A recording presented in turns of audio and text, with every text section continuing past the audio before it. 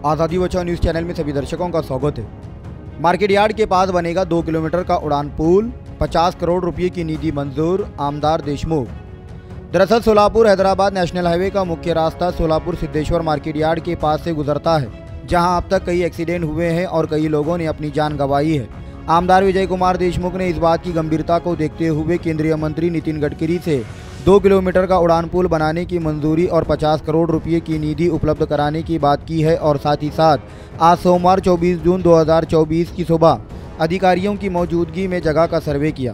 राष्ट्रीय महामार्ग प्राधिकरणाच्या वतीनं पुणा नाक्यापासून ते शेळकी आपल्या हैदराबाद रोडला जो जाणारा रस्ता आहे, आपल्या या गोरामणी नाक्याच्या इथल्या अलीकडच्या बाजूला ज्या शेळकी भागातून टर्न घेतो तिथं सातत्यानं हा रस्ता जाम होत असतो। ट्रॅफिक एवढं मोठ्या प्रमाणावर आणि सातत्यानं तिथं ॲक्सिडेंट होत असतात। त्या कारणासाठी राष्ट्रीय महामार्गाच्या वतीनं आज त्याचं टेंडर निघालेलं आहे। त्याचं टेंडर 50 कोटीचं टेंडर वर्क ऑर्डर पण राहिलं। त्याचं स्टील डिझाईनचं आज टेस्टिंग कामाला सुरुवात झालेली आहे। ते बघण्यासाठी आज अधिकारी आणि आम्ही सगळे तिथे उपस्थित होतो आणि या कामामध्ये थोडा भाग आपल्या मार्केट यार्डाचा जो मार्केट यार्ड त्यांच्या ऑइल मिलचा भाग जाणार आहे आणि त्यांना विनंती केली की त्याच्या ऑपोजिट साईडलाही मार्केट कमिटीची जागा आहे, तिकडनं थोडं घ्या बाजूने ते घ्यायला पाहिजे।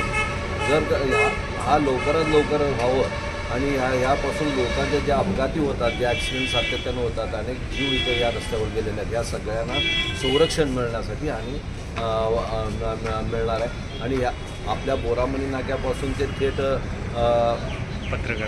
पत्रकार भवनपर्यंत जो आपल्याला गेले 7 वर्ष झालं ज्या फ्लायओव्हरचं मंजुरी मिळालेली आहे आणि त्याचे पैसेही केंद्र शासनाने जमा केलेले आहेत, त्याचंही लवकरात लवकर काम व्हावं यासाठी आता येणाऱ्या शनिवारी पुन्हा एकदा महानगरपालिकेचा चार्ज आपल्या जिल्हाधिकाऱ्याकडे आहे। त्या जिल्हाधिकाऱ्यांनाही बैठक लावून लवकरात लवकर काम व्हावं यासाठी विनंती करणार आहे। कारण गेल्या 7 वर्ष झालं महानगरपालिकेच्या ढिसाळ कामामुळं हा फ्लायओव्हर होऊ शकला नाही।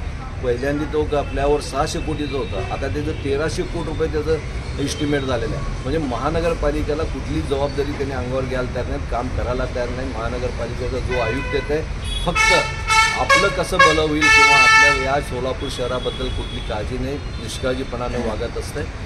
त्यामुळंच हा 7 वर्ष झाला हा फ्लायओव्हर होऊ शकला नाही आणि आता जिल्हाधिकाऱ्याच्या ते चार्ज असल्यामुळे लवकरात लवकर होईल त्याचा प्रयत्न करा।